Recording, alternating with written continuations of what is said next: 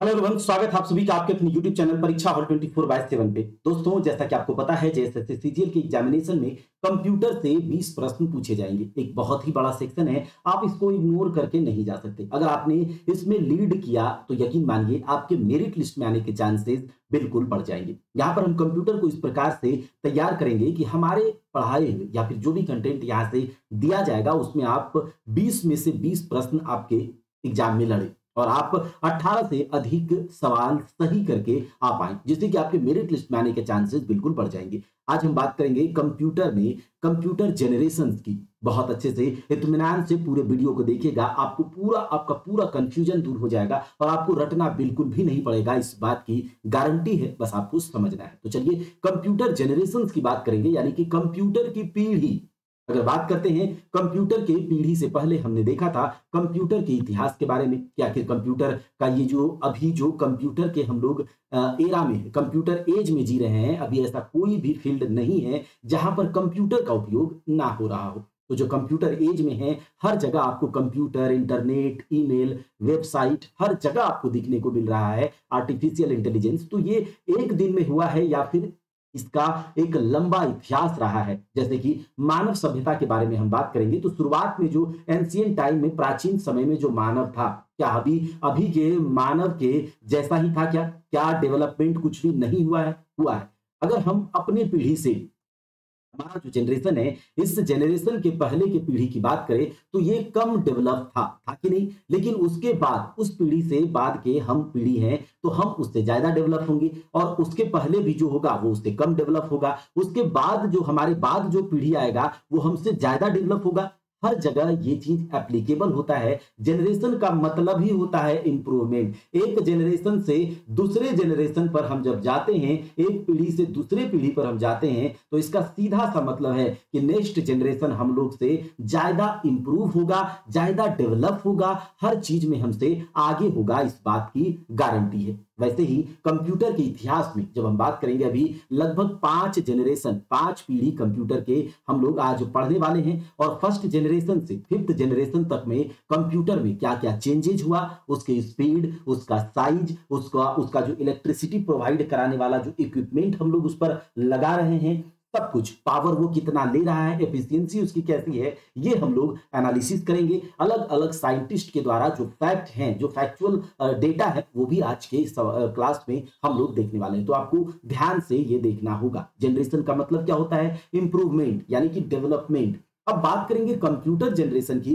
तो कंप्यूटर के जब इतिहास पर हम बात करेंगे तो शुरुआत में हमने देखा था कि जो कंप्यूटर का इतिहास, कंप्यूटर का जो शुरुआत हुआ वो कैसे हुआ है? कंप्यूटर जो है, कंप्यूट शब्द से, ये ग्रीक वर्ड है कंप्यूट, जिसका मतलब होता है कैलकुलेट करना। तो जो कैलकुलेशंस में जब दिक्कतें आ रही थी तो कंप्यूटर का उसी प्रकार से एवोल्वमेंट हुआ है, एवोल्यूशन हुआ है। आपको पता है कि हम लोग बहुत ही कभी हमारा पेट नहीं भरता है, हमें लगता है कुछ और अच्छा हो, कुछ और अच्छा हो, हमारा लाइफ आसान हो, और इसी चक्कर में हमें कुछ और अच्छा चीज मिल जाता है। लगातार हम लोग खोजी बने हुए रहते हैं, तो एक पीढ़ी से दूसरे पीढ़ी में जाने से हमें कुछ अच्छा मिल जाता है। तो कंप्यूटर में शुरुआत में कैलकुलेट करने के लिहाज से अलग अलग मशीन, अलग अलग चीजें बनाई गई। जैसे कि हमने एबेकस पढ़ा था, नेपियर बोन्स पढ़ा था, एनालिटिकल इंजन पढ़ा था, मार्क 1 पढ़ा था। उसके बाद मैकेनिकल कंप्यूटर के बाद जो हमारा इलेक्ट्रोमैकेनिकल कंप्यूटर आया था। फिर इलेक्ट्रॉनिक कंप्यूटर में जैसे ही हम लोगों ने प्रवेश किया, जिसमें हमने देखा ENIAC को, एडवेक को, ये सब आप लोगों को याद होगा, बाइनेट को। तो ये सब जो कंप्यूटर है, इसमें जैसे ही हमने एंट्री लिया तो इन सबको इलेक्ट्रिसिटी का रिक्वायरमेंट हुआ, क्योंकि ये बहुत बड़े बड़े कंप्यूटर्स होते थे। हम जब शुरुआत वाले कंप्यूटर्स की बात करेंगे एक एक करके, तो उसका साइज बहुत बड़ा होता था, एक एक कमरे के जैसा एक एक कंप्यूटर होता था, उसमें बहुत सारे इक्विपमेंट्स लगे होते थे। तो उसको इलेक्ट्रिसिटी भी चाहिए होगा, और जब इलेक्ट्रिसिटी चाहिए होगा तो इलेक्ट्रिसिटी प्रोवाइड करने के लिए हम इक्विपमेंट भी लगाएंगे। तो वही सब आज हम यहाँ पर पढ़ने वाले हैं। तो कंप्यूटर जनरेशन शुरुआत से हम लोग स्टार्ट करेंगे और फिर 5th जनरेशन तक चलने वाले हैं। लेकिन कंप्यूटर जनरेशन को पढ़ने से पहले हम कुछ कंप्यूटर के टर्मिनोलॉजीज को हम देख लेंगे, जिससे कि हमें इस कंप्यूटर जनरेशन को पढ़ना आसान हो जाएगा। चलिए देखते हैं एक-एक करके। जनरेशन ऑफ कंप्यूटर को अगर हमें पढ़ना है, अगर हमें समझना है, तो हमें क्या करना होगा? कंप्यूटर जनरेशन को समझने के लिए कुछ टर्मिनोलॉजीज़ को अच्छे से समझना होगा। सबसे पहले हम बात करेंगे किसकी? शुरुआत में, चूँकि ये कंप्यूटर जनरेशन की बात कर रहे हैं, तो हम वैक्यूम ट्यूब की बात करेंगे। आप लोगों ने सुना भी होगा, वैक्यूम ट्यूब आप लोगों के लिए नया नहीं। तो ये जो वैक्यूम ट्यूब है, जब कंप्यूटर जनरेशन इलेक्ट्रॉनिक, जब कंप्यूटर का इतिहास हुआ, विकास होते गया और कंप्यूटर इलेक्ट्रॉनिक डिवाइस में जब आया था, तो कंप्यूटर के इक्विपमेंट्स, बहुत बड़ा-बड़ा कंप्यूटर होता था, एक कमरे के आकार का जैसा कंप्यूटर होता था, तो कंप्यूटर में लगे हुए अलग-अलग जो इक्विपमेंट्स होते थे, अलग-अलग जो उपकरण लगे हुए होते थे, उसको इलेक्ट्रिसिटी मिलेगा तभी तो वो काम कर पाएगा। तो याद रखिएगा कि शुरुआती वाला जो कंप्यूटर था, जो फर्स्ट जनरेशन का कंप्यूटर था, उसमें अलग-अलग इक्विपमेंट्स को, विभिन्न डिफरेंट इक्विपमेंट्स को इलेक्ट्रिसिटी प्रोवाइड कराने का काम यही वैक्यूम ट्यूब करती थी। याद रखिएगा, यही वैक्यूम ट्यूब। और वैक्यूम ट्यूब जो होता था, आपने देखा भी होगा, हम यहाँ पर दिखाएंगे भी, एक बल्ब के जैसा होता था, यहाँ पर फिलामेंट होता था, हीट बहुत जल्दी हो जाता था, क्योंकि वैक्यूम ट्यूब का साइज खुद बहुत बड़ा होता है, साइज बड़ा है, ठीक है। और साइज बड़ा होगा, उसके बाद ये वैक्यूम ट्यूब जो है, जब इसमें इलेक्ट्रिसिटी पास होता है, तो ये बहुत जल्दी हीट भी हो जा रहा था, हीट भी बहुत जल्दी हो जा रहा था। और जब देखिए, एक कंप्यूटर में 500 उससे भी ज़्यादा जो है वैक्यूम ट्यूब्स लगे होते थे। अब जब एक ही वैक्यूम ट्यूब का साइज़ इतना बड़ा है, वो खुद हीट हो जा रहा है और उसमें बहुत ज़्यादा वैक्यूम ट्यूब लगा हुआ है और हीटिंग होगा ही होगा, तो उसके लिए हमें अलग से कूलिंग सिस्टम अलग से लगाना पड़ता था। ठीक है, क्या करना पड़ता था? अलग से कूल करने के लिए, ठंडा करने के लिए कूलिंग सिस्टम लगाना पड़ता था। और उसके बाद ये जब इतने बड़े कंप्यूटर्स होते थे, इतना ज़्यादा वैक्यूम ट्यूब लगता था, हीट ज़्यादा होता था, कूलिंग सिस्टम अलग से लगाना पड़ता था, तो ये कंप्यूटर जो है बहुत जल्दी गर्म हो जाना, कूलिंग सिस्टम अलग से लगाना, साइज इतना बड़ा होना, और केवल काम क्या करता था? छोटा बड़ा पैकेट और छोटा धमाका था। उस समय हम कंप्यूटर को केवल कैलकुलेशन के लिए यूज करते थे। हमें स्पीड या फिर जो इतना मल्टीमीडिया ये सब है, इसके लिए नहीं, बस हमें काम चलाओ कैलकुलेशंस वगैरह के लिए यूज हम इसको कर पाते थे। और कुछ लोग ही इस टाइप के कंप्यूटर को यूज कर पाते थे, जैसे कि अभी कोई अगर पढ़ा लिखा भी ना हो तो भी वो कंप्यूटर अच्छे से चला पाता है, कंप्यूटर यूजर फ्रेंडली हो गया है। लेकिन उस समय का जो कंप्यूटर था, उसमें जो प्रोग्रामिंग होता था, वो वही लोग कर पाते थे जो स्किल्ड होता था, जो साइंटिस्ट होता था, जिन्होंने खुद कंप्यूटर बनाया हुआ है, वही लोग। तो इस प्रकार की बातें हमने वैक्यूम ट्यूब को लेकर देखा। अगर बात करें वैक्यूम ट्यूब के बाद, क्योंकि आपको पता है हम लोगों का पेट नहीं भरता है, हमें जब आसान नहीं होता हमारा लाइफ, तो हम कुछ और खोजने की कोशिश करते हैं। तो लोगों को लगा कि वैक्यूम ट्यूब लगाने से साइज बहुत अच्छा। वैक्यूम ट्यूब की खोज जो है किसने करी थी? वैक्यूम ट्यूब का विकास करा था, लिख लीजिएगा आप लोग, ली डे फॉरेस्ट ने। किसने? ली डे फॉरेस्ट एक अमेरिकन था। 1906 यानी कि 1906 में वैक्यूम ट्यूब का आविष्कार ली डे फॉरेस्ट ने करा था। अच्छा, उसके बाद बात करते हैं ये जो वैक्यूम ट्यूब किस-किस कंप्यूटर में लगा था। तो फर्स्ट जनरेशन का जितने भी कंप्यूटर थे, उसमें वैक्यूम ट्यूब उसके अलग-अलग इक्विपमेंट्स को इलेक्ट्रिसिटी प्रोवाइड कराने का काम कर रही थी। ठीक है, इतना आपको पता है। अब देखिए क्या हो गया, साइज बड़ा, हीट भी बहुत ज्यादा हो जा रहा है, कूलिंग सिस्टम अलग से लगाना पड़ रहा है। तो लोगों को लगा कि हम जो ये वैक्यूम ट्यूब से काम नहीं चलेगा, हमें कुछ ऐसा खोजना होगा जिसका साइज भी कम हो, हीटिंग भी कम हो रहा हो, कूलिंग सिस्टम अलग से नहीं लगाना पड़े। और जब हीटिंग कम होगा, साइज कम होगा, तो हमारे लिए आसान होगा उसको चलाना। ठीक है, कूलिंग सिस्टम अलग से नहीं लगाना पड़ेगा, तो मशीन बल्कि नहीं होगा, लार्ज साइज में नहीं होगा और जल्दी जल्दी गर्म नहीं होगा अगर इक्विपमेंट्स, तो हमारा स्पीड भी बढ़ेगा। तो यहां पर क्या हुआ कि एक समय की बात है, 1948-47 की बात है, 1947-48 की बात है, वे अमेरिका का एक एटीएनटी लैब बेल लेबोरेटरी था। क्या? अमेरिका का एटीएनटी लैब बेल लेबोरेटरी था। वहां पर क्या होता है, 3 साइंटिस्ट थे, ऐसे हम लिखवा देंगे पीछे वाले पीछे, जॉन बार्डिन, ठीक है, विलियम शॉकले और वाल्टर ब्रेटन। कितने?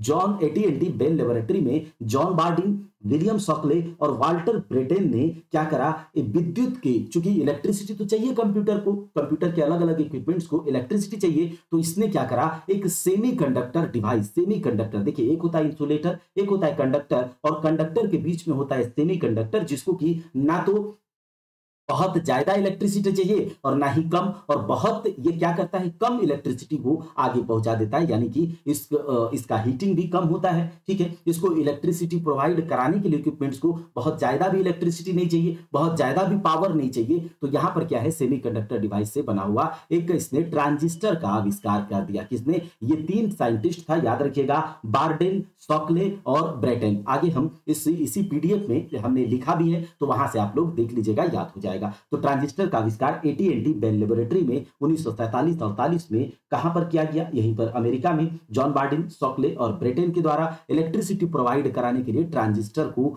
यूज करा गया। इलेक्ट्रिसिटी, और इसका साइज छोटा होता है, वैक्यूम ट्यूब से साइज जब छोटा होगा, ठीक है, तो कंप्यूटर का भी साइज कम होगा, और इसका हीटिंग इफेक्ट भी, चूंकि पावर या इलेक्ट्रिसिटी कम लेता है औरों के अपेक्षा में, क्योंकि सेमीकंडक्टर से बना है, तो हीट भी कम होगा, और हीट कम होगा, साइज कम होगा, तो स्पीड भी ठीक ठाक होगा। तो इस प्रकार से 1947-48 में नेक्स्ट जनरेशन का जो कंप्यूटर आया, उसमें विद्युत प्रवाह करने के लिए, इलेक्ट्रिसिटी प्रोवाइड कराने के लिए क्या किया गया? ट्रांजिस्टर का आविष्कार हो गया। ठीक है, ट्रांजिस्टर का आविष्कार। उसके बाद ये ट्रांजिस्टर के बारे में तो हो गया। अब ये जो ट्रांजिस्टर बना किससे? सेमीकंडक्टर मटेरियल से, सिलिकॉन, जर्मेनियम, इन सब से। उसके बाद धीरे धीरे ट्रांजिस्टर से भी लोगों का मन नहीं भर रहा है। ठीक है, ट्रांजिस्टर से लोगों का मन नहीं भर रहा, लगा कि अरे ये भी हम एक एक करके इलेक्ट्रिसिटी देते हैं, एक ऐसा काम किया जाए जो कि बहुत सारे ट्रांजिस्टर को हम किसी एक चिप पर, किसी एक बोर्ड पर हम क्या करें, किसी एक बोर्ड पर बहुत सारे ट्रांजिस्टर को हम फीड कर दे, उस पर हम माउंट कर दे, जिससे कि हमारा साइज वाला प्रॉब्लम कम हो जाएगा। और चूंकि सेमीकंडक्टर से बना हुआ है, तो ये क्या होगा? हीट भी कम होगा, हीट कम होगा, साइज कम होगा, और हमारा एफिशिएंसी बढ़ जाएगा। चूंकि बहुत जल्दी गर्म हो जाएगा तो एफिशिएंसी कम हो जाएगा, और हीट कम होगा तो एफिशिएंसी बढ़ जाएगा, साइज भी कम हो रहा है, तो हमारे लिए इजिली हैंडलिंग करना हो जाएगा। धीरे धीरे प्रोग्रामिंग वगैरह भी अलग अलग हम देखेंगे, अभी बस हम ये देख रहे हैं कि इसका कैसे कैसे डेवलपमेंट हुआ। तो यहाँ पर क्या होता है, आईसी का इंट्रोडक्शन होता है। आईसी आता है मार्केट में, इंटीग्रेटेड सर्किट, जिसको कि चिप कहा जाता है। क्यों कहा जाता है ये भी हम अभी देखेंगे। तो आईसी के बारे में 1960 ईस्वी में कहा, आईसी यानी कि इंटीग्रेटेड सर्किट के बारे में, एकीकृत परिपथ के बारे में 1960 में जॉन किल्बी, याद रखिएगा, जॉन किल्बी और एक था रॉबर्ट नोई। जॉन किल्बी और रॉबर्ट नोई ने आईसी का आविष्कार कर डाला। आईसी का आविष्कार, ये भी आईसी यानी कि इंटीग्रेटेड सर्किट एक चिप है, ये भी सेमीकंडक्टर मटेरियल सिलिकॉन और जर्मेनियम से बना हुआ होता है। लेकिन ट्रांजिस्टर एक होता था, ट्रांजिस्टर में एक बेस होता है, कलेक्टर होता है, एमिटर होता है, तो उतना आपको देखना नहीं है। ये क्या करता है, इलेक्ट्रिसिटी को लेता है और आगे भेज देता है। लेकिन बहुत सारे ट्रांजिस्टर को इंटीग्रेटेड सर्किट पर किसी एक क्या बोलते हैं, मेथड के माध्यम से फैब्रिकेट कर दिया जाएगा। और जब बहुत सारे ट्रांजिस्टर एक जगह पर होगा, तो इलेक्ट्रिसिटी भी, तो सारे जितने भी कंप्यूटर में जितने भी इक्विपमेंट्स होंगे, उसको इलेक्ट्रिसिटी जल्दी जल्दी मिलेगा, और जल्दी जल्दी मिलेगा तो हमारा स्पीड भी बढ़ जाएगा। और चूंकि सेमीकंडक्टर मटेरियल है और छोटा होगा साइज, तो हीट भी कम होगा। तो इससे क्या होगा, एफिशिएंट मशीन बनने लगा। उसके बाद इंटीग्रेटेड सर्किट के बाद, ये थर्ड जनरेशन तक इंटीग्रेटेड सर्किट की बात आई। उसके बाद आया आपका micro processor chip. Micro processor chip, और जो ये माइक्रो प्रोसेसर चिप है, ये सबसे पहली बात, देखिए आईसी तो आया 1960 में, और माइक्रो प्रोसेसर चिप आया 1971 में। 1971 में माइक्रो प्रोसेसर चिप, और पहला जो माइक्रो प्रोसेसर चिप आया था, ये भी याद रख लीजिएगा, पहला माइक्रो प्रोसेसर चिप इंटेल के द्वारा लाया गया था। किसके द्वारा? इंटेल के द्वारा। इंटेल 4004 पहला माइक्रो प्रोसेसर चिप आया था, और इसको बनाने वाले जो थे वो थे एमई हॉफ। याद रख लीजिएगा, आप चाहें तो इसे लिख भी सकते हैं, नहीं तो हम आपको पीडीएफ भी प्रोवाइड कराने वाले हैं। एमई हॉफ। और ये जो माइक्रो प्रोसेसर आया, तो कंप्यूटर की दुनिया में एक रेवोल्यूशन आ गया। बहुत सारे आईसी को, बहुत सारे इंटीग्रेटेड सर्किट को एक बोर्ड पर क्या कर दिया गया,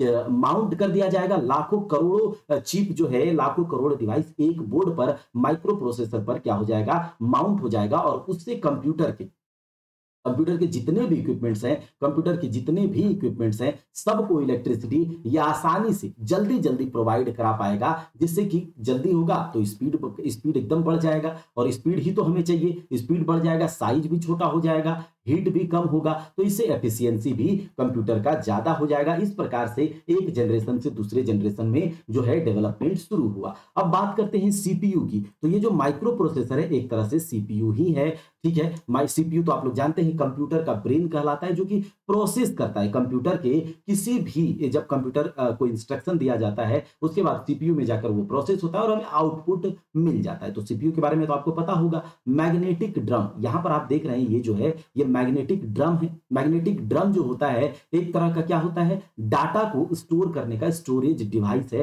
पहले के समय में मैग्नेटिक ड्रम ये सब का उपयोग किया जाता था कंप्यूटर में डाटा वगैरह स्टोर करने के लिए, संग्रहित करने के लिए। मैग्नेटिक कोर, ये भी आप जानते हैं, ये आपका मैग्नेटिक कोर है और ये बड़े बड़े मशीन्स में कंप्यूटर में डाटा को स्टोर करने के लिए लगाया जाता था। पंच कार्ड वगैरह के बारे में हमने आपको पहले ही बता दिया है, ठीक है, पंच कार्ड वगैरह। उसके बाद देखिए ये मशीन लैंग्वेज, कंप्यूटर जो लैंग्वेज को समझता है जिसमें प्रोग्रामिंग किया जाता है। मान लीजिए हमारे पास कंप्यूटर है और उसमें कोई सॉफ्टवेयर कोई एप्लीकेशन ही नहीं है, तो कंप्यूटर सिर्फ एक डब्बा है, आपको पता है। तो कंप्यूटर का जो प्रोग्रामिंग है अलग अलग लैंग्वेज में लिखा जाता है। तो शुरुआत में जब कंप्यूटर आया था तो उसमें लो लेवल लैंग्वेज का उपयोग होता था, मशीन लैंग्वेज का। कंप्यूटर जो है भाषा समझता है 0-1 बाइनरी भाषा समझता है और ये मशीन लैंग्वेज कहलाता है। और हमको अगर कह दिया जाए कि आपको मशीन लैंग्वेज में प्रोग्रामिंग लिखना है 0-1 तो हमारे लिए तो बहुत टफ हो जाएगा। लोगों के लिए जो कुछ इस सब में जो ये सब नहीं जानता है तो उसके लिए टफ हो जाएगा। तो जो शुरुआत में कंप्यूटर आया था उसमें मशीन लैंग्वेज का उपयोग होता था, ठीक है। क्योंकि कंप्यूटर को मशीन लैंग्वेज समझ में आता है और अभी तक कोई भी लैंग्वेज का आविष्कार नहीं हुआ था, तो मशीन लैंग्वेज जो है 0-1 की भाषा समझता है, बाइनरी भाषा समझता है और वो वही उस पे प्रोग्रामिंग कर सकता है जिसको बहुत अच्छे से इसका नॉलेज हो। आम आदमी इसका उपयोग नहीं कर सकता है। तो शुरुआत वाला कंप्यूटर केवल मशीन लैंग्वेज समझता था, इसी कारण से शुरुआत वाले कंप्यूटर का उपयोग आम आदमी नहीं कर पाता था। इतना आप लोग को समझ में आ गया। धीरे धीरे लो लेवल लैंग्वेज से हाई लेवल लैंग्वेज में, अभी आप जानते होंगे फोर्ट्रॉन, कॉबॉल, ठीक है, लैंग्वेज है C++, जावा, पाइथन, ये सब कंप्यूटर के लैंग्वेज है जो कि एडवांस रूप में आ गया है। कोई भी आजकल कंप्यूटर लैंग्वेज समझ लेता है और प्रोग्रामिंग कर लेता है, एप्लीकेशन बना लेता है, सॉफ्टवेयर बना लेता है और कंप्यूटर में डालने के बाद वो काम करने लगता है उसके अकॉर्डिंग। लेकिन शुरुआत में मशीन लैंग्वेज आया था, लो लेवल लैंग्वेज, और उसके बाद आया असेंबली लैंग्वेज। असेंबली लैंग्वेज का जब विकास हुआ, असेंबली लैंग्वेज को ग्रेस हॉपर नाम के एक साइंटिस्ट ने असेंबली लैंग्वेज का आविष्कार किया था कंप्यूटर में, जो कि थोड़ा सा आसान हो गया कंप्यूटर प्रोग्रामिंग करना। क्योंकि असेंबली लैंग्वेज में प्रोग्राम कुछ कोडिंग के द्वारा करा जाता था और फिर उसके बाद कोई असेंबलर के माध्यम से उसे कन्वर्ट किया जाता था मशीन लैंग्वेज में और कंप्यूटर उसको समझता था। तो ये सब बात है। मेमोरी वगैरह हम लोग पढ़ेंगे ही डिटेल में। आर्टिफिशियल इंटेलिजेंस, देखिए आज जो है आर्टिफिशियल इंटेलिजेंस का जमाना है, ठीक है। कृत्रिम बुद्धिमत्ता का, मशीन जो है कृत्रिम तरीके से, हम लोग जैसा सोचते हैं वैसा मशीन सोच सकता है, ठीक है। उस प्रकार के हम लोग समय में पहुंच चुके हैं आर्टिफिशियल इंटेलिजेंस में। तो अभी का समय आर्टिफिशियल इंटेलिजेंस का है। तो हम लोग शुरुआत से वैक्यूम ट्यूब से लेकर आर्टिफिशियल इंटेलिजेंस तक के जमाने में आ गए हैं। फर्स्ट जनरेशन से फिफ्थ जनरेशन तक हम लोग पहुंच गए हैं। तो इतना हम लोगों ने समझ लिया। अब कंप्यूटर के जो शुरुआत वाला जनरेशन, फर्स्ट जनरेशन से शुरू वाला जनरेशन, देखिए जनरेशन जैसे जैसे चेंज होगा तो वहां पर क्या क्या चीजें ज्यादातर देखने को मिलेंगी, कि क्या इंप्रूवमेंट हो रहा है, हम क्या देखेंगे ज्यादा। एक तो हम यह देखेंगे कि उस कंप्यूटर, या ध्यान से सुनिएगा, कि उस जनरेशन में, एक मिनट, हाँ, उस जनरेशन में जो कंप्यूटर में जो इक्विपमेंट्स लगे हुए हैं उसको इलेक्ट्रिसिटी किस माध्यम से प्रोवाइड कराया जा रहा है। क्या उसको इलेक्ट्रिसिटी वैक्यूम ट्यूब के माध्यम से कराया जा रहा है, सेकेंड जनरेशन में ट्रांजिस्टर के माध्यम से कराया जा रहा है, थर्ड जनरेशन में आईसी के माध्यम से कराया जा रहा है। तो उसको कैसे इलेक्ट्रिसिटी प्रोवाइड कराया जा रहा है। फिर उसके बाद हम उसका स्पीड देखेंगे कि स्पीड ज्यादा हो रहा है या फिर कम हो रहा है। तो जैसे जैसे जनरेशन बढ़ेगा तो स्पीड भी बढ़ेगा, ये बात तो आप लोग जानते ही हैं। उसके बाद हम देखेंगे कि साइज छोटा हो रहा है कि नहीं। साइज तो छोटा होगा क्योंकि लाखों करोड़ों चिप को एक माइक्रो प्रोसेसर में इंस्टॉल कर दिया जा रहा है, ठीक है। अलग अलग उसके लिए मेथड है, SSI है, MSI है, ULSI है, VLSI है। इसके बारे में हम लोग बात करेंगे। तो हम क्या देख रहे हैं, स्पीड देख रहे हैं, हम देख रहे हैं साइज देख रहे हैं, हम यह भी देख रहे हैं कि पावर कितना कौन ले रहा है। बहुत ज्यादा पावर लेगा तो हीटिंग इफेक्ट ज्यादा होगा, हीटिंग ज्यादा होगा तो एफिशिएंसी घट जाएगा। तो पावर कम से कम लेगा तो सेमीकंडक्टर मटेरियल से बना हुआ IC, इंटीग्रेटेड सर्किट, ट्रांजिस्टर, ये सब आ गया था, ठीक है। तो ये सब बात है, यही सब हम लोग देखने वाले हैं। आशा करते हैं आप लोगों को समझ में आया होगा। यहां से देखिए जनरेशन ऑफ कंप्यूटर का एक शॉर्ट ये है, एक बार में आप देख सकते हैं कि जो पहला जो जनरेशन आया था फर्स्ट जनरेशन का जो टाइम पीरियड अगर आपसे कभी पूछा जाए तो आप कहेंगे 1940 से 1950। उसके बाद सेकंड जनरेशन का टाइम जो है 50 से 60। थर्ड जनरेशन का टाइम है 60 से 70 इसी के आसपास का। और जो फोर्थ जनरेशन का टाइम है 70 से लेकर अभी, और फिफ्थ जनरेशन जो अभी हमारा चल रहा है और ये आगे भी चलेगा। तो ये इस प्रकार से कंप्यूटर जनरेशन एकदम बिल्कुल शुरुआत से फर्स्ट जनरेशन में जो हार्डवेयर यूज हो रहा था कंप्यूटर के इक्विपमेंट्स को इलेक्ट्रिसिटी प्रोवाइड कराने के लिए वैक्यूम ट्यूब हो रहा था। सेकेंड जनरेशन में ट्रांजिस्टर का उपयोग हुआ। थर्ड जनरेशन में इंटीग्रेटेड सर्किट का उपयोग हुआ, चिप जिसको कहा जाता है। फोर्थ जनरेशन में माइक्रो प्रोसेसर आ गया, ये भी हमने देखा 1971 में, 1960 में, ये सब अभी हमने देखा है। उसके बाद आगे आगे जो फिफ्थ जनरेशन आर्टिफिशियल इंटेलिजेंस का जमाना है। तो इस प्रकार से कंप्यूटर जनरेशन को ये संक्षिप्त में आप समझ गए। देखिए अब हम बात करते हैं जनरेशन ऑफ कंप्यूटर में फर्स्ट जनरेशन की, ठीक है। बस आपको यहाँ पर जो है ये आपको मिल जाएगा, लेकिन मैं आप लोगों को यहाँ पर लिख करके भी समझा देता हूँ, और आपको ये पीडीएफ जो है ये मिल जाएगा टेलीग्राम चैनल पर।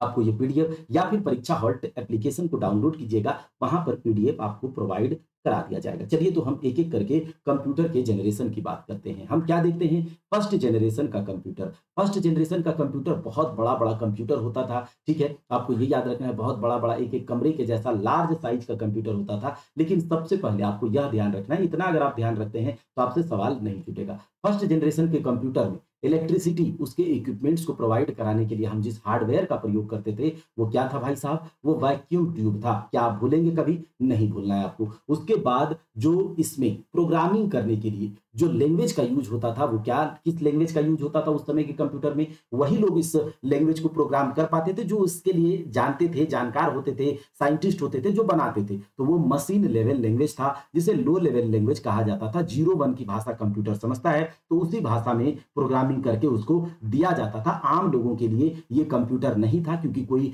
प्रोग्रामिंग कर ही नहीं पाएगा, यूजर फ्रेंडली नहीं था। इस प्रकार से अगर बात करें स्टोरेज की, तो यहाँ पर जो फर्स्ट जनरेशन का या फिर जो शुरुआती जनरेशन का जो कंप्यूटर था वो स्टोरेज वगैरह पर ध्यान नहीं देता था। केवल वहां पर कैलकुलेशंस वगैरह करने के लिए, कुछ काम करने के लिए उसको बनाया जाता था। लेकिन हाँ, स्टोरेज की अगर बात करें तो वहां पर मैग्नेटिक टेप, आप लोग कभी सीडी कैसेट देखे हैं तो वो मैग्नेटिक टेप वगैरह का उपयोग किया जाता था यहाँ पर स्टोरेज के लिए। और इनपुट के लिए यहाँ पर जो इनपुट दिया जाता था, इस टाइप के कंप्यूटर में डेटा को इनपुट कराया जाता था। किसके द्वारा? डेटा को इनपुट कराया जाता था पंच कार्ड। ये भी हमने आपको बताया था, पंच कार्ड में डेटा होते थे और इसमें इनपुट करा करके फिर आउटपुट ले लिया जाता था यहाँ से, ठीक है। तो इनपुट आउटपुट पंच कार्ड और मैग्नेटिक टेप इन सबसे लिया जाता था। अगर बात करें मेमोरी की कि इसमें कितना मेमोरी ये सेव कर पाता था, तो बहुत कम होगा। अभी तो टेराबाइट, गीगाबाइट, पिकोबाइट, जो जितना आप बड़ा बोल सके उतना आप कंप्यूटर में डेटा को स्टोर कर सकते हैं, इतना आज के समय में। लेकिन उस समय का जो कंप्यूटर था उसमें मेमोरी की बात करें तो केवल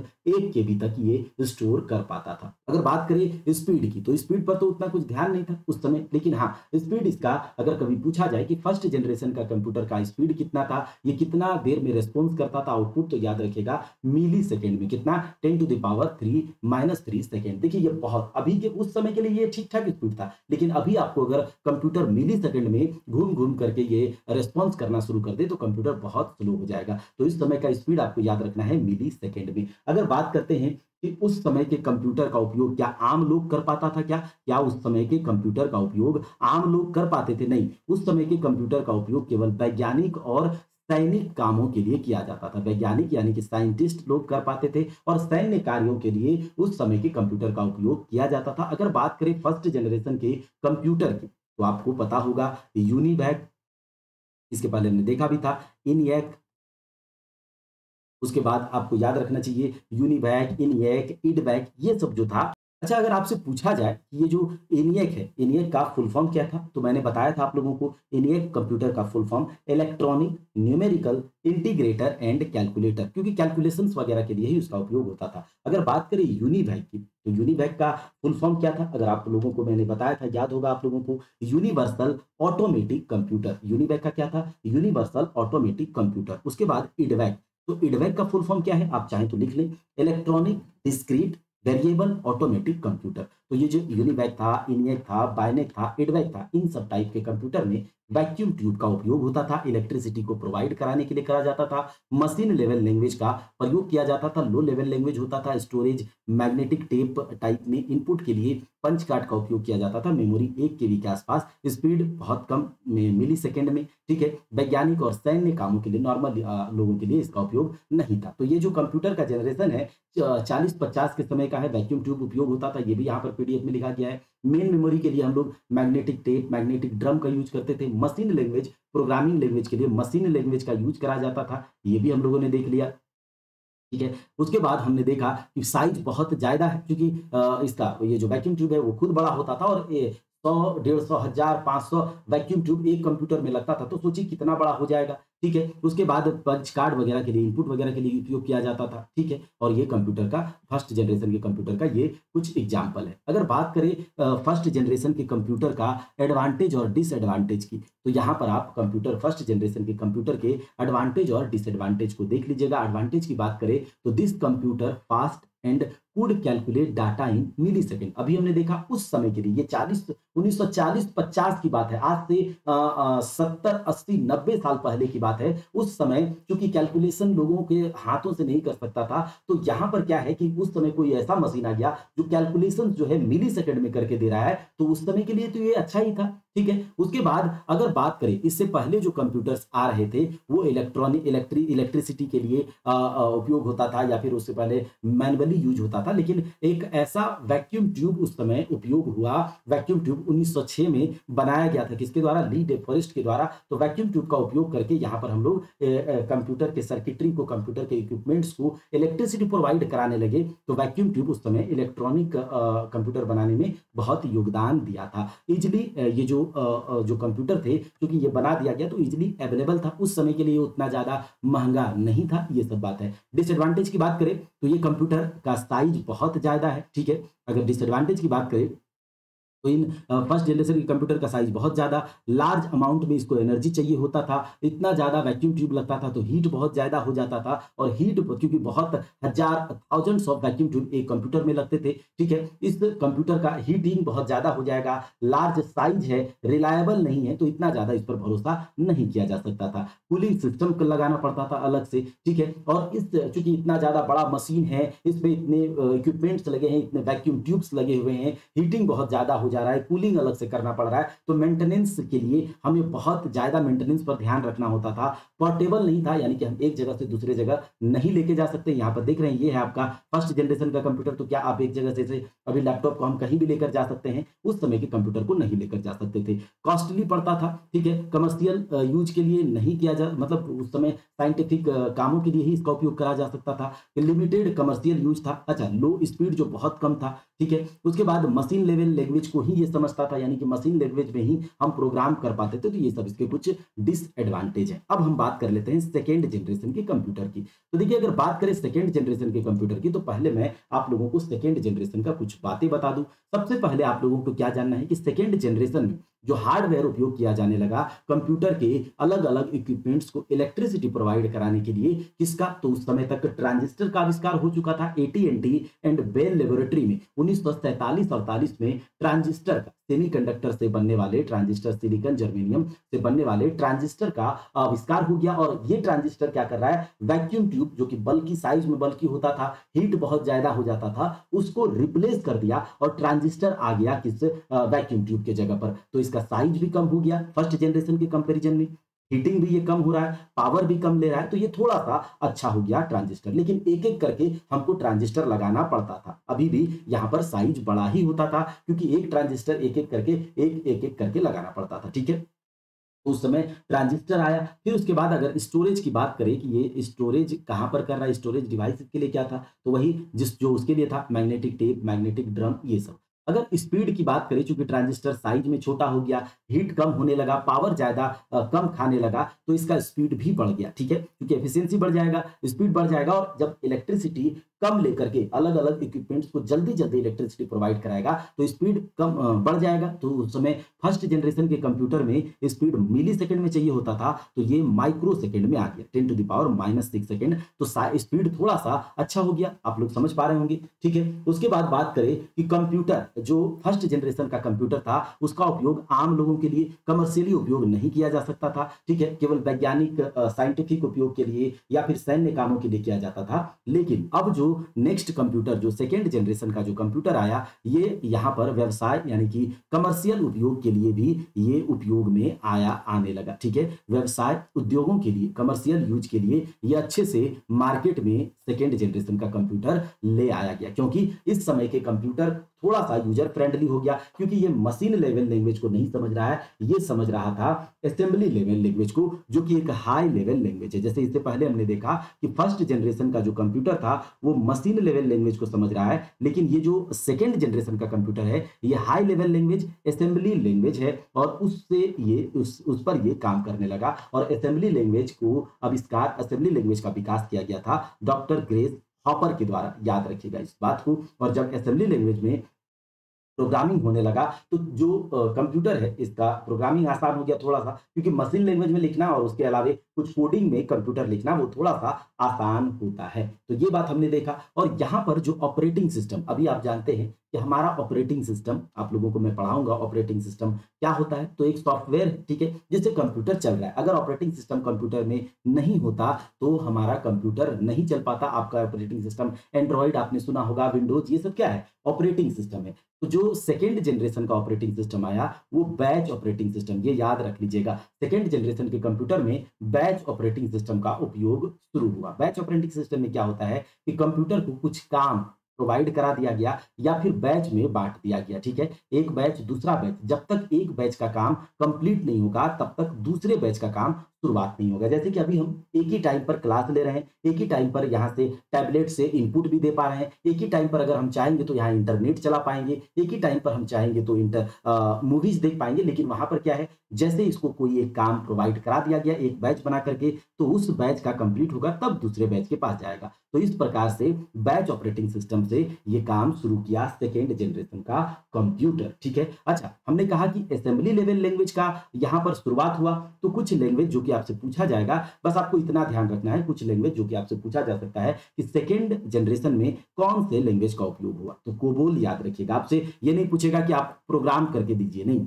आपसे पूछा जाएगा कि कौन से लैंग्वेज का। तो कोबोल, जिसका कि फुल फॉर्म होता है common business oriented language.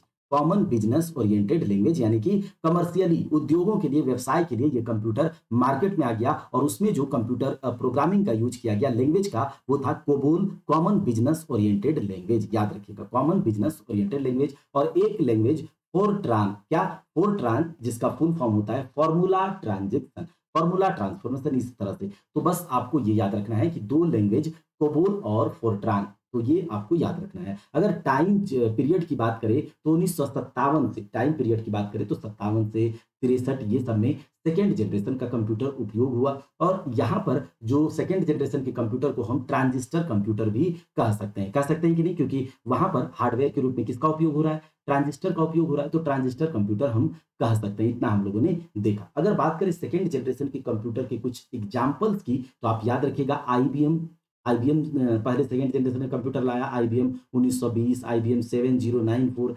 CDC 1604, CDC 3600, IBM 1401। तो ये सब सेकेंड जनरेशन के कंप्यूटर हुए, ठीक है, याद रखिएगा। अगर बात करें सेकेंड जनरेशन के कंप्यूटर जो कि फर्स्ट जनरेशन से कुछ ना कुछ तो इसमें इंप्रूवमेंट होगा, क्योंकि जनरेशन का मतलब ही होता है इंप्रूवमेंट। तो यहाँ पर सेकेंड जनरेशन के कंप्यूटर के अगर कैरेक्टरिस्टिक्स को देखें तो ये तो आपको याद रखना ही है। अगर आप इतना याद रखते हैं तो आपसे सवाल नहीं छूटेगा। लेकिन सेकेंड जनरेशन का कंप्यूटर फर्स्ट जनरेशन के कंप्यूटर में साइज क्या हो गया, छोटा हो गया।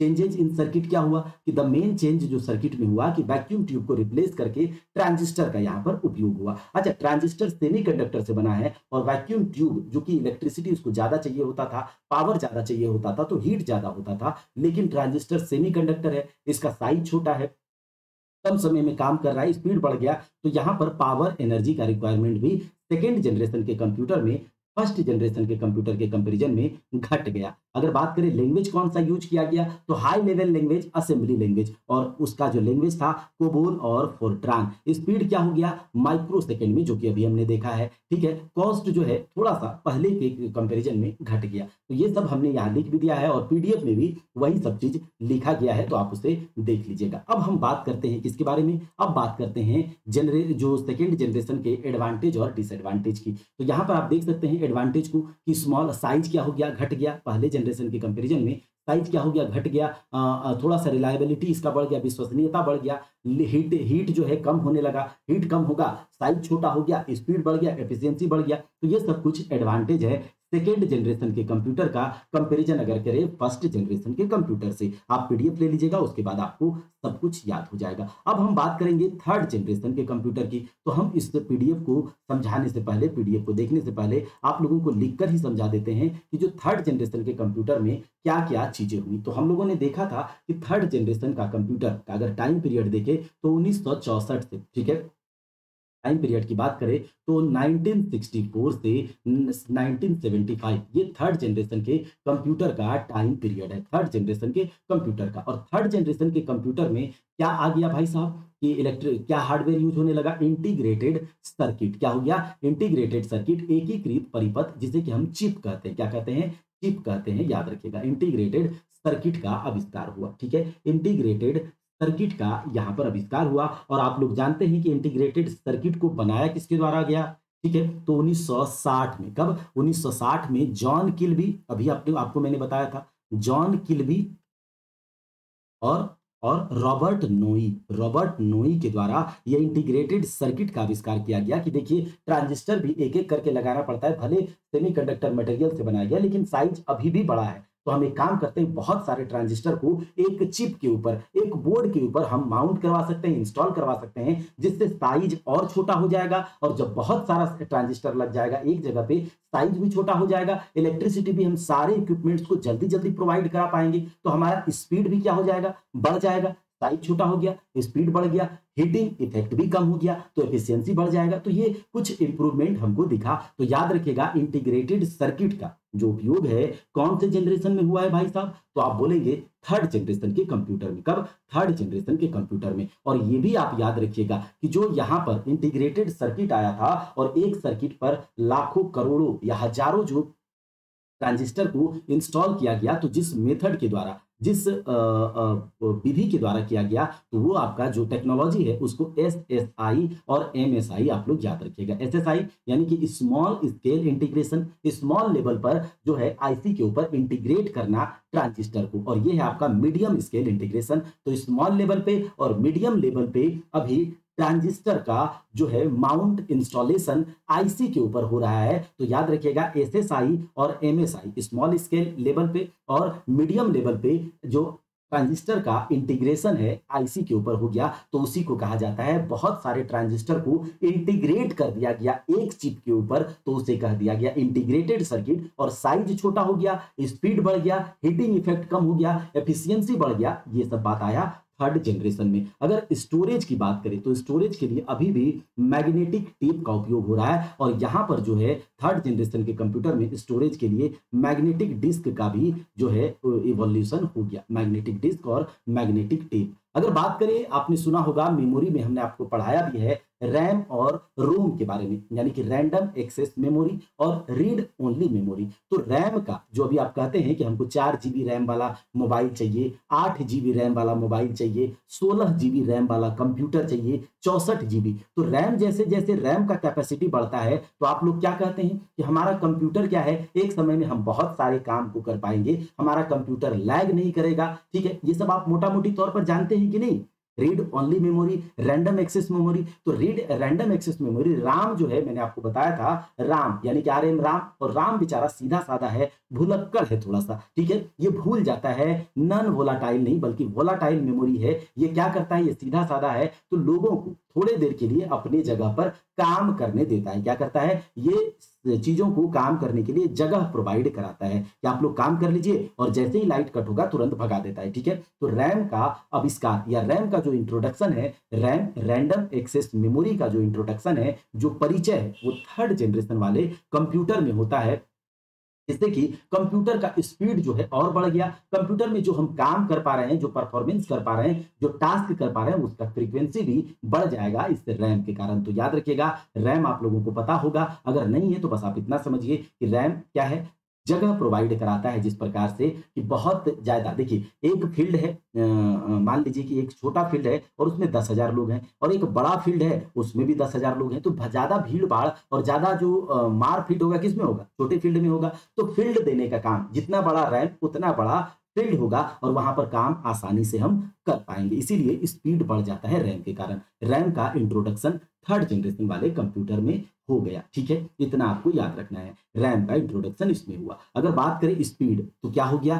साइज बहुत छोटा हो गया। इलेक्ट्रिसिटी इंटीग्रेटेड सर्किट में बहुत सारे ट्रांजिस्टर हम लाकर दे पा रहे हैं। सेमीकंडक्टर है तो इससे क्या हो गया? हीटिंग इफेक्ट भी कम हो गया, साइज छोटा हो गया। एक चिप सारे इक्विपमेंट्स को इलेक्ट्रिसिटी प्रोवाइड करा दे रहा है, तो स्पीड बढ़ गया। तो स्पीड तो बढ़ेगा ना। अभी हमने देखा फर्स्ट जनरेशन के जो कंप्यूटर थे उसका स्पीड किसमें था भाई साहब? आप कहेंगे मिली सेकंड में। किसमें था? मिली सेकंड में। सेकंड जनरेशन का माइक्रो सेकंड में, और जो 3rd जनरेशन का है इसका जो स्पीड हो गया वो नैनो सेकंड में आ गया। कितने? नैनो सेकंड में आ गया। इतना आपको याद रखना है, किसमें? नैनो सेकंड में, 10 टू द पावर -9 सेकंड में आ गया। अच्छा, ये जो जनरेशन है 3rd जनरेशन है, इसमें जो हम लैंग्वेज यूज कर रहे हैं, जो computer language, programming language use कर रहे हैं, तो अभी हमने देखा कि 2nd जनरेशन में हाई लेवल लैंग्वेज का यूज हो रहा है, तो 3rd में भी हाई लेवल लैंग्वेज का यूज होगा, ठीक है? और जो वहां पर हमने देखा था कोबोल, फॉर्ट्रान, असेंबली लैंग्वेज, तो यहां अगर आपसे पूछा जाएगा कि 3rd जनरेशन वाले कंप्यूटर में किस प्रोग्रामिंग लैंग्वेज का उपयोग किया गया, तो आप कहेंगे PL1,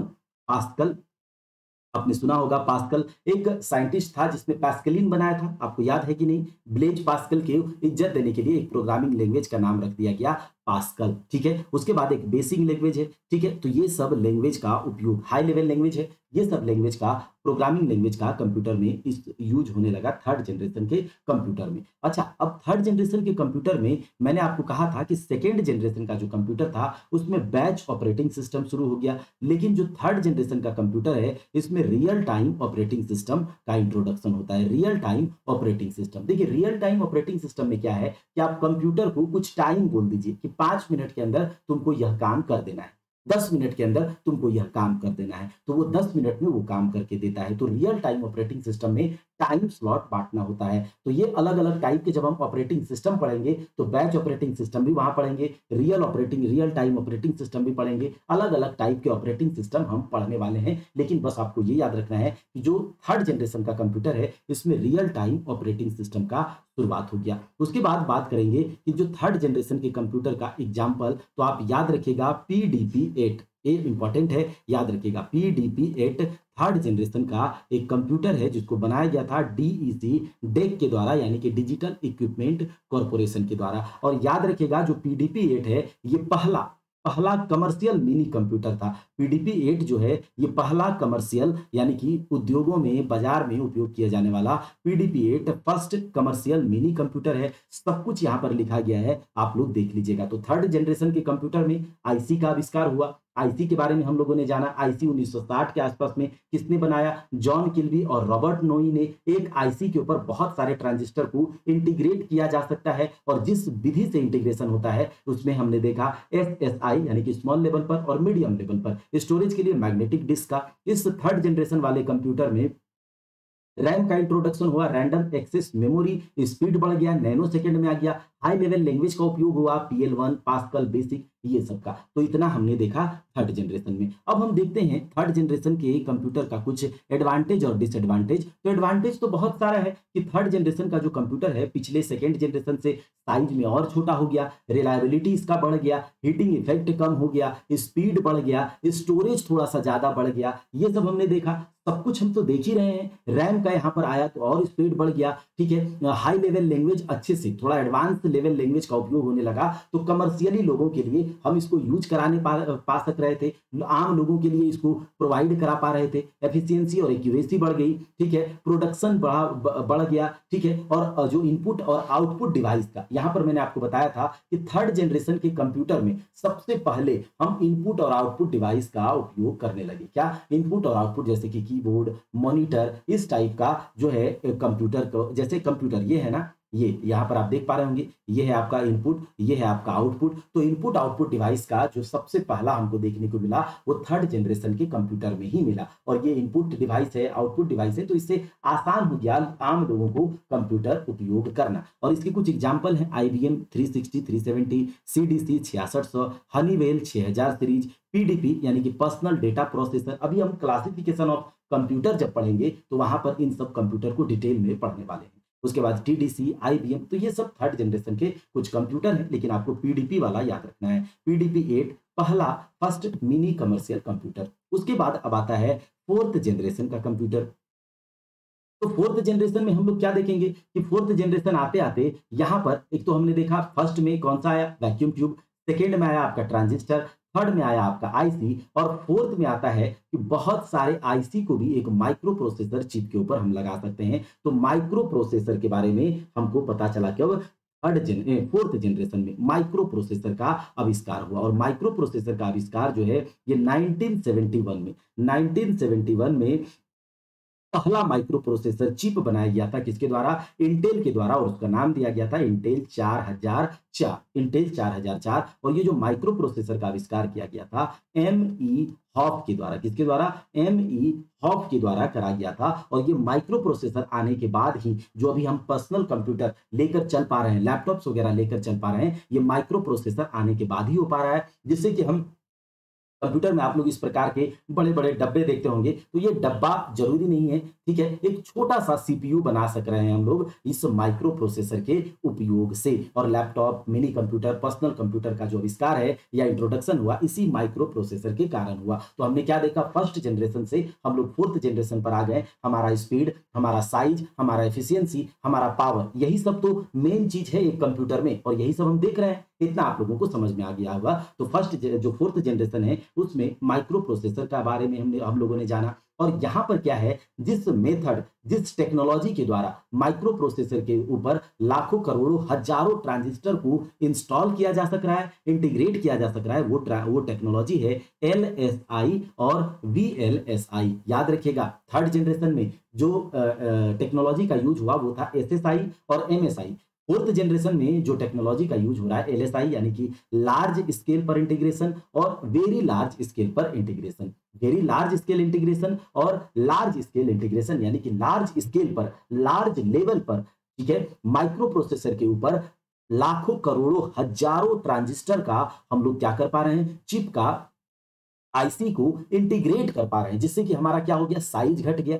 और जब साइज घट जाएगा तो हमारा क्या होगा, हीटिंग इफेक्ट घट जाएगा। हमको इक्विपमेंट्स को जल्दी जल्दी हम इलेक्ट्रिसिटी प्रोवाइड करा पाएंगे, जिससे कि हमारा स्पीड बढ़ जाएगा, एफिशिएंसी बढ़ जाएगा। तो ये सभी हो रहा है ना, साइज घट रहा है, हम लोग नैनो की ओर जा रहे हैं, ठीक है। तो ये हो गया। अच्छा, अब स्टोरेज के लिए, फोर्थ जनरेशन वाले कंप्यूटर में स्टोरेज के लिए सेमीकंडक्टर जो आपका मेमोरी है उन सब का उपयोग होने लगा। हार्ड डिस्क का इंट्रोडक्शन, हार्ड डिस्क के बारे में हमने सबसे पहले फोर्थ जनरेशन के कंप्यूटर में ही देखा। और ये जो हार्ड डिस्क, अभी हम हार्ड डिस्क का उपयोग करके अलग से कितना भी मेमोरी, कितना भी डेटा को हम स्टोर कर पाते हैं, जिसका कोई तोड़ नहीं है, जिसका इंफिनिटी डेटा को हम कर पाएंगे जिस भी कैपेसिटी का हम लेंगे। और ये जो हार्ड डिस्क है ये परमानेंट टाइप का मेमोरी है, ठीक है, नॉन वोलाटाइल यानी कि उड़ने वाला नहीं है। एक बार हम मान लीजिए हार्ड डिस्क में अपना शादी विवाह ये सब का क्या करते हैं, मेमोरी को, डेटा को सेव करके रख लेते हैं, तो वो कभी भी खत्म नहीं होता। तो ये जो हार्ड डिस्क वगैरह है मेमोरी के रूप में जो यूज हो रहा है, ये आया फोर्थ जनरेशन में, ठीक है। और फोर्थ जनरेशन में चूंकि हमने देखा था कि रैम का जो इंट्रोडक्शन है, रैंडम एक्सेस मेमोरी का जो इंट्रोडक्शन है वो थर्ड जनरेशन में ही हो गया। लेकिन फोर्थ जनरेशन में रैम का कैपेसिटी क्या हो गया, बढ़ गया। याद रखिएगा, रैम का कैपेसिटी फोर्थ जनरेशन में बढ़ जाता है। इतना हमने देखा है। ये पूरा पीडीएफ आप लोग देख लीजिएगा, आपको समझ में आ जाएगा। उसके बाद यहाँ पर जो ऑपरेटिंग सिस्टम का उपयोग हो रहा है ये है आपका टाइम शेयरिंग ऑपरेटिंग सिस्टम। हमने देखा सेकेंड जनरेशन में batch operating system, third generation में हमने देखा रियल टाइम ऑपरेटिंग सिस्टम, ये सब अभी हमने देखा है। फोर्थ जनरेशन में याद रखिएगा टाइम शेयरिंग ऑपरेटिंग सिस्टम। देखिए, टाइम शेयरिंग में क्या होता है कि अगर हमने कंप्यूटर को कोई टाइम दिया कि 5 मिनट में तुम्हें ये काम करना है, अगर ये 5 मिनट से पहले, अगर टाइम को 5 मिनट से पहले अगर काम कर लेता है, तो जो बचा हुआ टाइम है ये दूसरे काम में लगा पाएगा। लेकिन ये चीज़ रियल टाइम में नहीं था। तो ये टाइम शेयरिंग ऑपरेटिंग सिस्टम का, जिससे कि हम एक समय पर बहुत सारे काम को कर पा रहे हैं, मल्टीमीडिया का उपयोग कर पा रहे हैं, ठीक है? ये टाइम शेयरिंग के कारण हम एक ही टाइम पर न्यूज़ भी देख पा रहे हैं, एक ही टाइम पर हम वीडियो देख पा रहे हैं, एक ही टाइम पर हम क्लास ले पा रहे हैं, एक ही टाइम पर हम बहुत चीज़ कर पा रहे हैं। ये टाइम शेयरिंग ऑपरेटिंग सिस्टम के कारण। तो हम जब ऑपरेटिंग सिस्टम पढ़ेंगे तो वहाँ इसे डिटेल में करने ही वाले हैं। अच्छा, 4th जनरेशन के कंप्यूटर में जीयूआई का यहाँ पर इंट्रोडक्शन होता है। 4th जनरेशन के कंप्यूटर में ग्राफिकल यूजर इंटरफेस, क्या हो गया? Graphical user interface. और इसके आने के बाद तो यहाँ पर क्या होता है, एक क्रांति आ जाता है कंप्यूटर मोबाइल के क्षेत्र में कि हमें, जो लोग पढ़ा लिखा नहीं भी है, वो भी आसानी से कंप्यूटर और मोबाइल आजकल इसीलिए चला पा रहा है। ऐसा नहीं है कि जब तक हमें प्रोग्रामिंग करने ना आ रहा हो, एप्लीकेशन बनाने ना आ रहा हो, सॉफ्टवेयर बनाने ना आ रहा हो, तब तक हम कंप्यूटर का उपयोग नहीं कर सकते, ऐसा नहीं है। हम आजकल आम लोग, यानी कि अनपढ़ से अनपढ़ कोई भी लोग आजकल कंप्यूटर और मोबाइल का उपयोग इसीलिए कर पा रहा है, इसलिए क्योंकि यहाँ पर जो टेक्नोलॉजी आया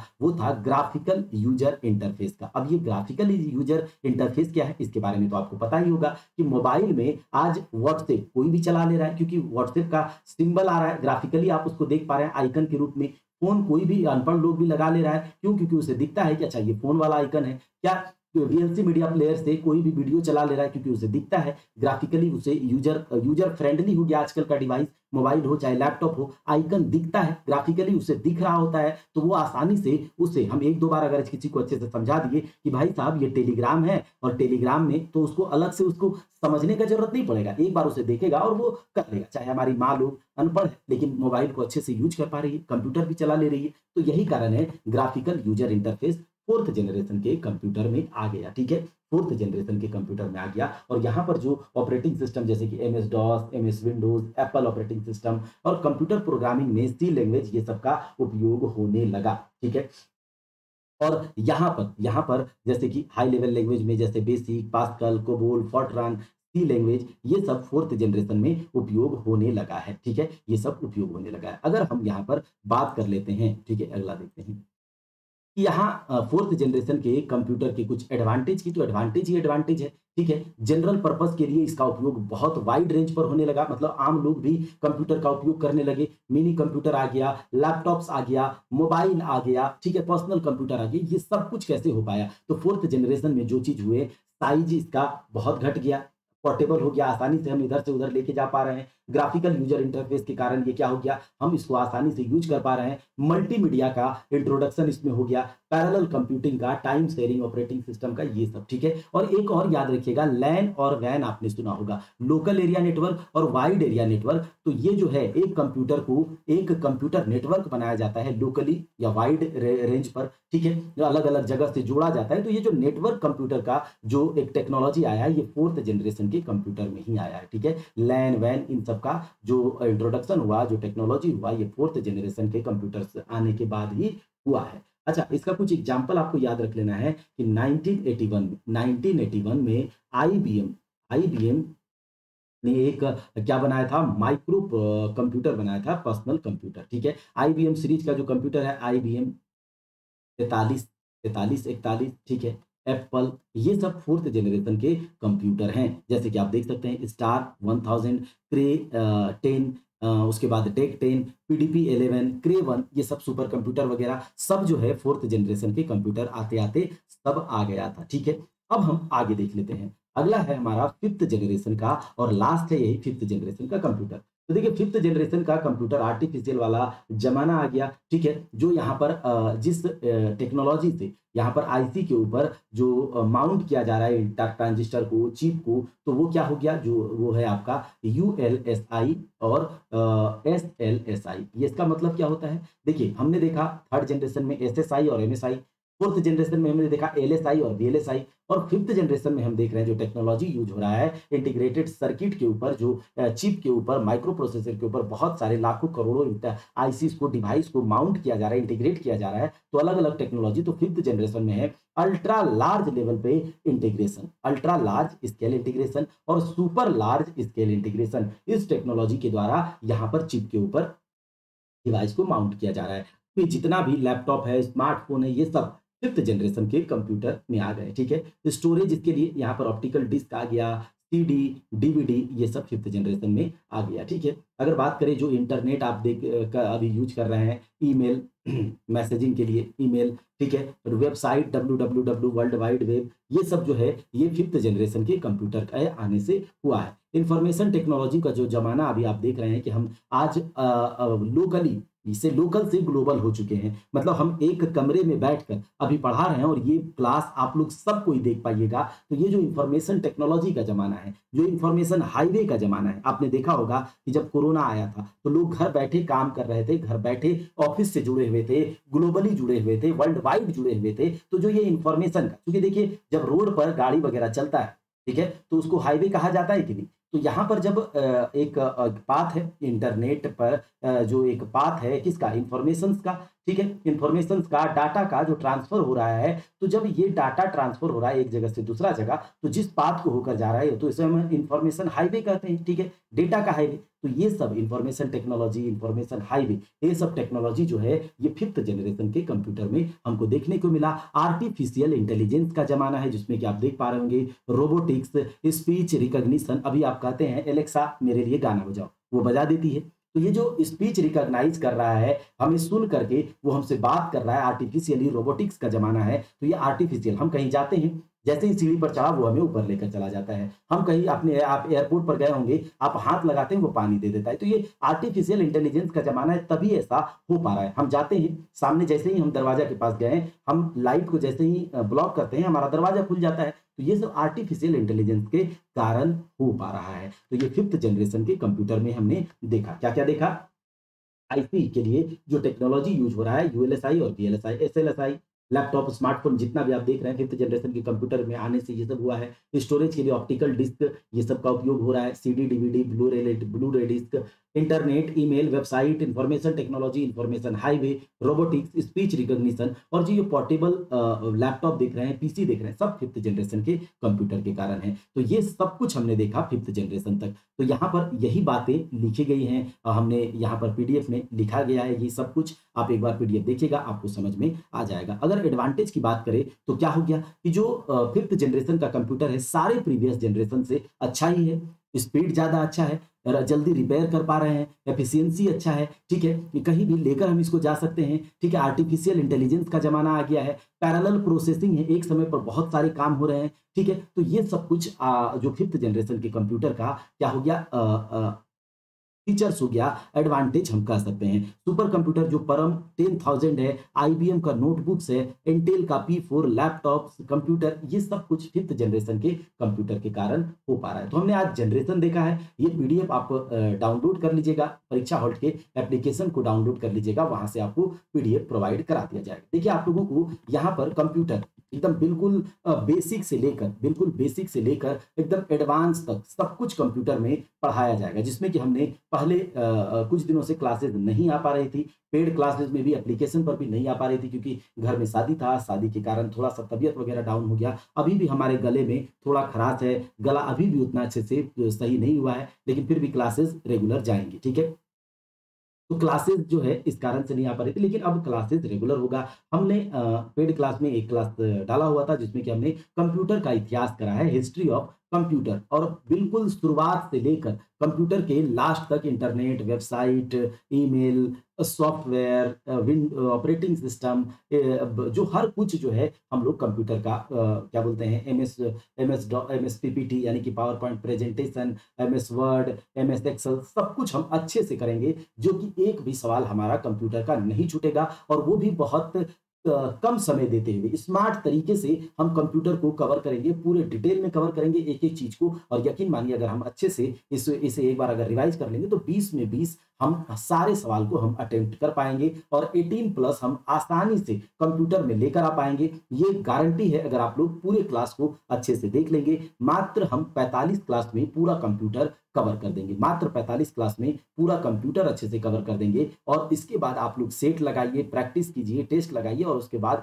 प्रैक्टिस वगैरह सब कुछ परीक्षा हॉल्ट के एप्लीकेशन पर ही कंप्यूटर का चाहे और भी सब्जेक्ट का जो है प्रैक्टिस सब कुछ जो है वो डाल दिया जाएगा, धीरे-धीरे करके डाला जाएगा। हम बस 2-3 दिन में ये सब कुछ करवा देंगे, तो आप लोग परीक्षा हॉल 24/7 के एप्लीकेशन को भी डाउनलोड कर लीजिएगा। और अगर आप चाहें कि हमारे साथ जुड़ करके आप कंप्यूटर को अच्छे से तैयार करना चाहते हैं, तो आप बहुत ही कम गुरुदक्षिणा के साथ इसमें जुड़कर एक बिल्कुल शांति से बहुत अच्छे वातावरण में हम लोग यहाँ पर क्या कर सकते हैं, जिसका फी 599 है, लेकिन अभी आप लोगों को केवल 299, जो कि एक कंप्यूटर का अगर आप बुक भी खरीदने जाइएगा तो बुक ही केवल आपको इतना में प्रोवाइड कराया जाएगा। केवल आप बुक केवल खरीदने जाएंगे मार्केट में तो इतना आपको केवल बुक के लिए लग जाएगा, अलग से आपको टेस्ट के लिए खरीदना पड़ेगा। लेकिन आप लोगों को केवल 299 में पूरा कंप्यूटर का थ्योरी, उसके कंप्यूटर के बाद चैप्टर वाइज एमसीक्यू, कंप्यूटर का प्रैक्टिस सेट 20-20 क्वेश्चन का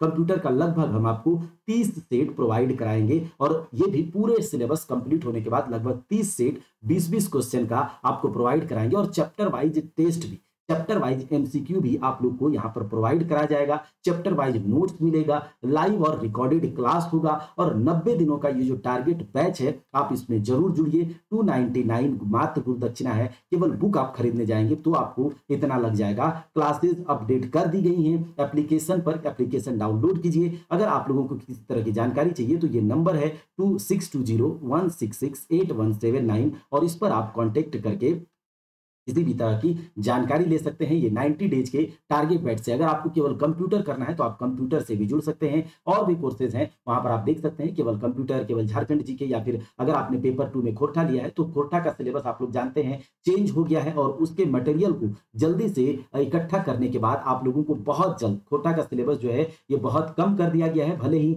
हमने 1 साल पढ़ा बहुत शिद्दत से, बहुत मेहनत से और उस पर पानी फिर गया है, लेकिन हमें अगर देखा जाए तो खोरठा का सिलेबस अभी कम है और इसको आसानी से हम लोग बहुत कम समय में कर लेंगे। तो अगर आप चाहें तो एप्लीकेशन को डाउनलोड जरूर कर लीजिएगा और इस दिए गए नंबर पर कांटेक्ट करके इस कोर्स से जुड़ जाइए, जिसमें कि हम पूरा कंप्यूटर के थ्योरी को कवर करवा देंगे। उसके बाद आप एमसीक्यू आसानी से लगा पाएंगे। 20-20 क्वेश्चन के 30 सेट आपको प्रोवाइड कराए जाएंगे। उसके बाद आपका कंप्यूटर में एक भी सवाल गलत नहीं होगा, ये गारंटी है। चलिए मिलते हैं अगले क्लास में, तब तक के लिए जय हिंद।